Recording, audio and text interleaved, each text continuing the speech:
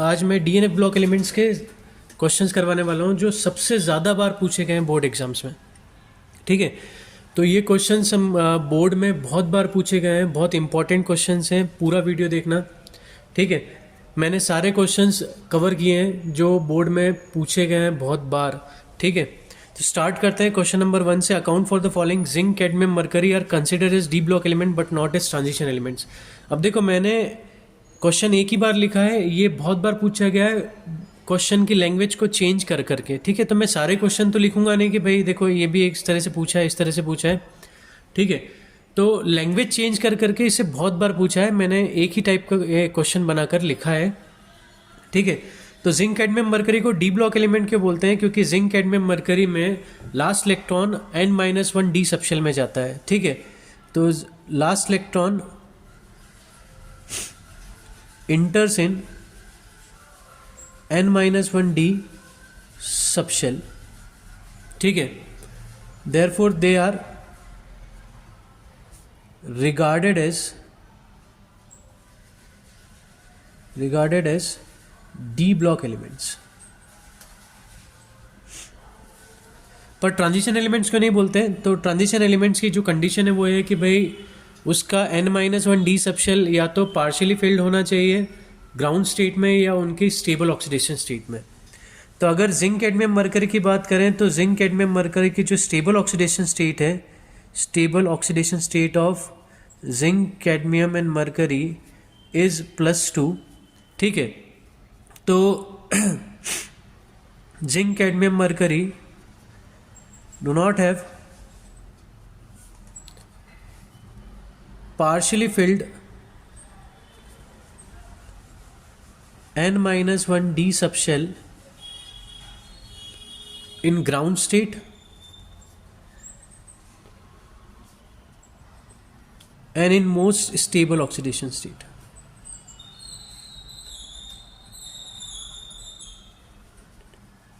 जैसे मैं एग्जांपल बात करूं, जिंक की कॉन्फ़िगरेशन होता है 3d10 4s2, पीछे अर्गन आएगा, अर्गन का कॉन्फ़िगरेशन, फिर 3d10 4s2।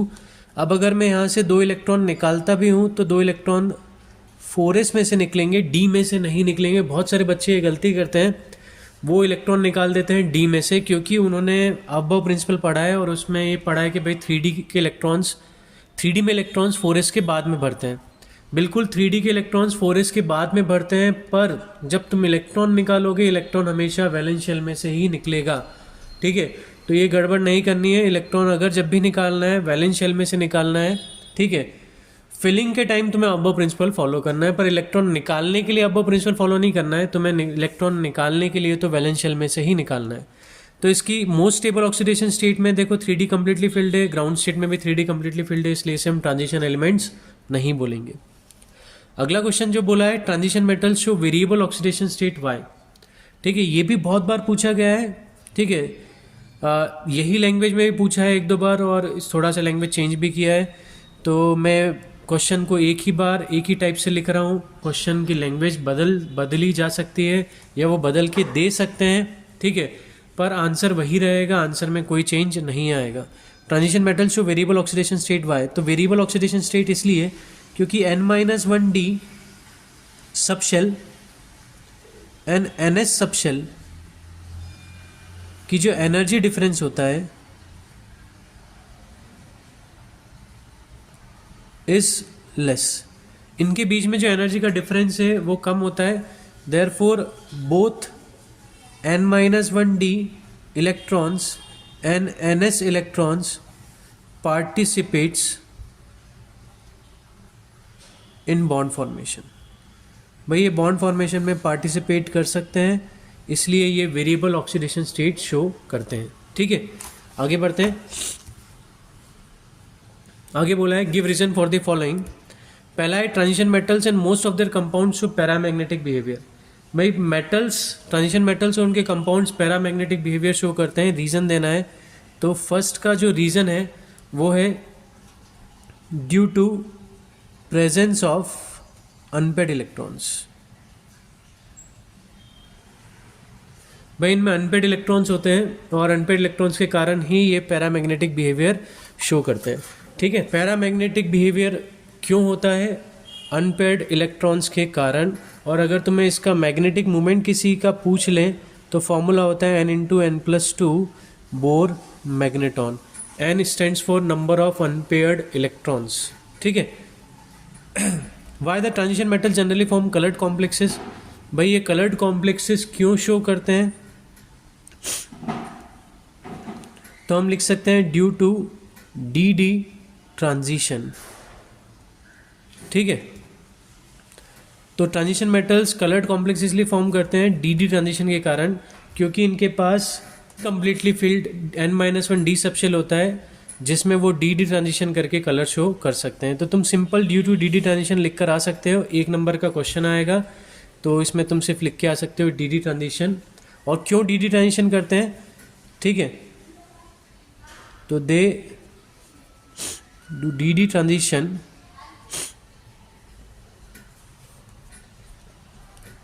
because they have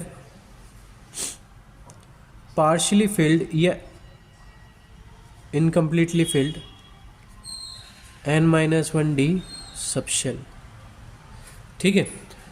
आगे transition metals and many of their compound act as a good catalyst. भाई कैटलिस्ट किस तरह से वर्क करता है तुमने पढ़ा होगा। भाई कैटलिस्ट क्या करता है, एक सरफेस प्रोवाइड करता है जिस पर गैसियस एटम जाकर एड्जॉर्ब हो सकते हैं या कोई भी रिएक्टेंट मॉलिक्यूल क्या हो सकता है, एड्जॉर्ब हो सकता है। तो ये सरफेस प्रोवाइड करते हैं क्योंकि इनके पास फ्री वैलेंसीज होती हैं।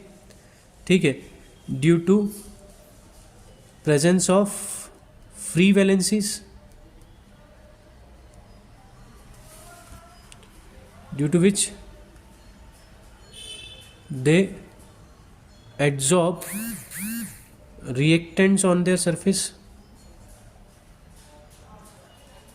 मतलब ये सरफेस प्रोवाइड कर सकते हैं। ठीक है। They show variable oxidation state. भाई वेरिएबल ऑक्सीडेशन स्टेट शो करते हैं इसीलिए ये गुड कैटलिस्ट होते हैं। और इसका एक और रीज़न है, दे फॉर्म कॉम्प्लेक्सेस। ये कॉम्प्लेक्सेस भी फॉर्म कर सकते हैं इसीलिए ये गुड कैटलिस्ट होते हैं। तो इसके 3 रीज़न है। फ्री वैलेंसीज हैं, सरफेस प्रोवाइड कर सकते हैं जिन पर रिएक्टेंट मॉलिक्यूल एड्जॉर्ब हो सकते हैं, वेरिएबल ऑक्सीडेशन स्टेट शो करते हैं और कॉम्प्लेक्सेस फॉर्म कर सकते हैं। आगे पूछा है Cu+1 ion is known to exist in aqueous solution, sorry is not known to exist in aqueous solution. भाई Cu+1 आयन एग्जिस्ट नहीं करता एक्वस सॉल्यूशन में, क्यों? तो इसका सिंपल रीज़न है Cu+ आयन डिसप्रपोर्शनेट हो जाता है। क्यों होता है डिसप्रपोर्शनेट एक्वस सॉल्यूशन में, और किस तरह से होगा पहले मैं बता दूं। ये Cu2 पॉजिटिव एंड Cu में डिसप्रपोर्शनेट होगा। क्यों होता है? क्योंकि Cu2 पॉजिटिव की हाई इंथैल्पी ऑफ हाइड्रेशन होती है। Cu2 positive have high enthalpy of hydration which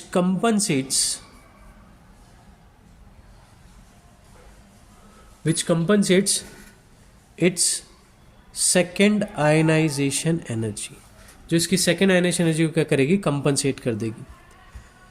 अगला, Mn shows the highest oxidation state +7 with oxygen, but with fluorine it shows highest oxidation state +4। भाई मैग्नीज जो है वो +7 show करता है ऑक्सीजन के साथ, पर फ्लोरीन के साथ सिर्फ +4। तो रीज़न ये लिखना है क्योंकि मैग्नीज जो है वो ऑक्सीजन के साथ p∅d∅ मल्टीपल बॉन्ड फॉर्म कर सकता है। Oxygen can form p∅d∅ multiple bonds with manganese. Manganese के साथ क्या करेगा, p∅d∅ मल्टीपल बॉन्ड फॉर्म कर सकता है, वाइल फ्लोरीन कैन नॉट।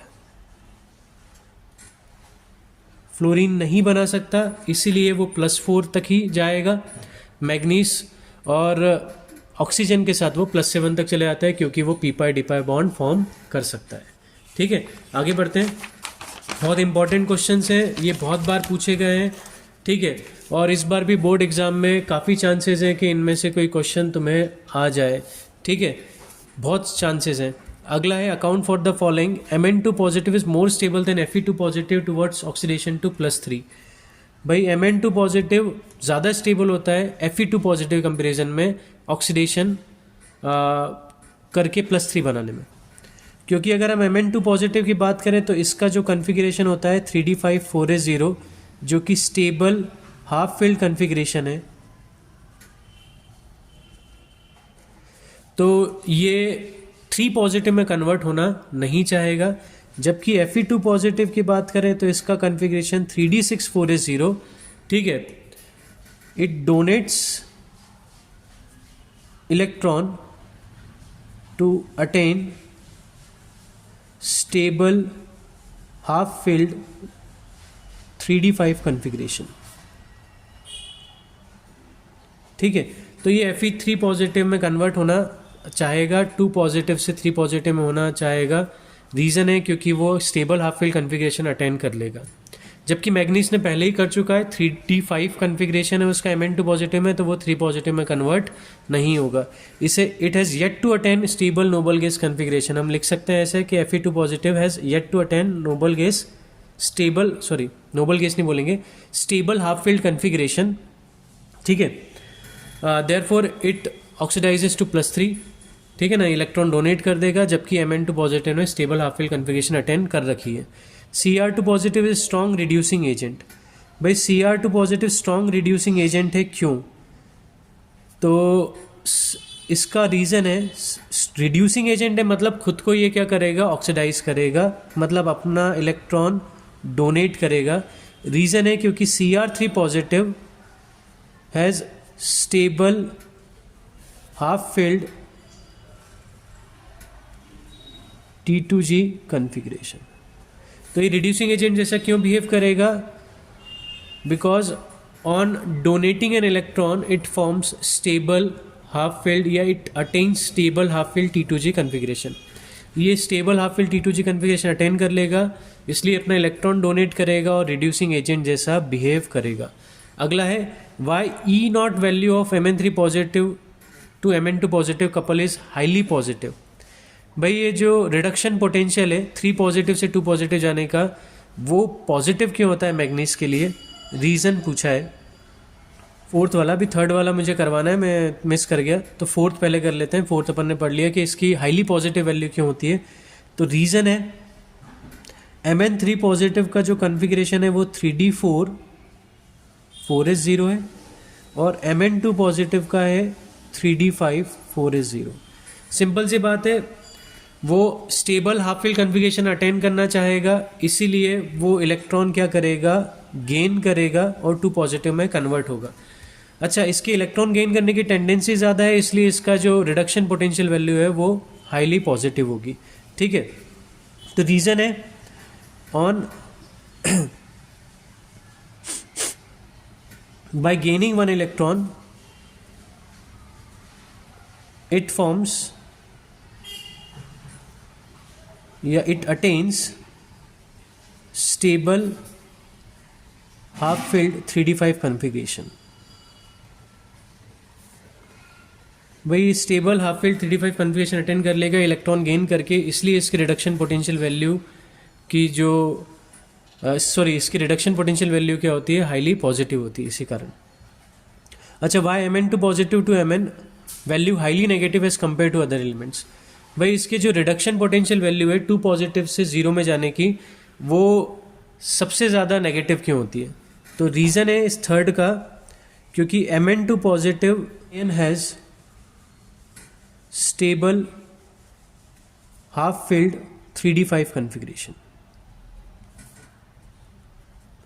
भाई इसका stable half filled 3d5 configuration होता है, तो भाई ये स्टेबल ही रहना चाहेगा। भाई कोई भी एलिमेंट है वो एक्वस सॉल्यूशन में या नॉर्मली स्टेबल होना चाहता है, ठीक है, तो और वो इसी फॉर्म में रहना चाहेगा क्योंकि उस फॉर्म में वो स्टेबल है। तो Mn2 पॉजिटिव क्या है, हाफ फील्ड कन्फिग्रेशन अटेन कर लिया है 3d5 कन्फिग्रेशन, तो वापस इलेक्ट्रॉन गेन करके वो अनस्टेबल नहीं होना चाहेगा, इसीलिए इसकी जो ई वैल्यू है वो क्या होती है, मोर नेगेटिव होती है as compare to other elements, ठीक है। अगला है ट्रांजिशन मेटल्स फॉर्म अलॉयज। तो ट्रांजिशन मेटल अलॉय क्यों फॉर्म करते हैं? Due to similar atomic radii.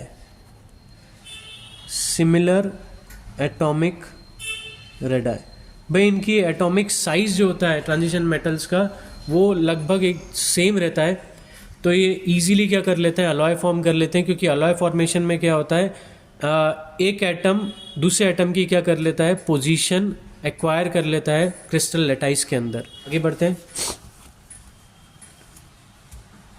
पहला क्वेश्चन है Cu2 plus salts are coloured while Zn2 plus salts are white, reason क्या है? तो भाई अगर हम बात करें तो Cu2 प्लस का कन्फिग्रेशन जो है वो है 3d9 4s0, ठीक है। तो due to partially filled D subshell, ठीक है, it can show D transition. भाई ये डी ट्रांजिशन कर सकता है, जबकि Zn2 पॉजिटिव की बात करें तो ये 3d10 है, ठीक है, ये कंप्लीटली फिल्ड है, तो ये डी ट्रांजिशन नहीं कर सकता, इसलिए ये कलर शो नहीं करेगा। इसके सॉल्ट्स का जो कलर होता है वो वाइट होता है। Why E0 of Cu2 positive to Cu is exceptionally positive. भाई इसका जो रिडक्शन पोटेंशियल वैल्यू है वो पॉजिटिव क्यों होती है? तो इसका रीज़न है, तो E0 वैल्यू किस पे डिपेंड करती है? इंथैल्पी ऑफ एटमाइजेशन पर, del H atomization plus del H I1 plus I2, ठीक है, I1 और I2 का del H plus del H hydration, ठीक है। तो अगर हम बात करें ये तीन जो वैल्यूज होती हैं atomization and I1 I2 are